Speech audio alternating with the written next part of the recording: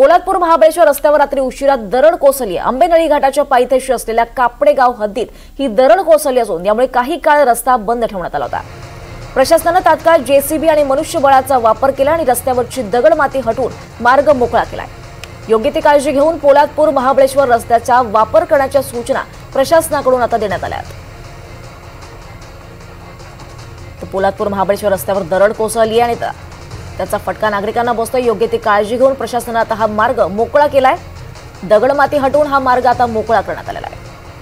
दरम्यान हा रस्ता सावधगिरीने वापर करण्याच्या सूचना प्रशासनाकडून देण्यात आल्या आहेत। अधिक माहिती घेऊयात आमचे प्रतिनिधी प्रसाद पाटील यांच्याकडून। प्रसाद, सध्या काय परिस्थिती आहे तिथे? दीपाली, काल संध्याकाळपासूनच पोलादपूर परिसरात भरपूर असा पाऊस कोसळत होता।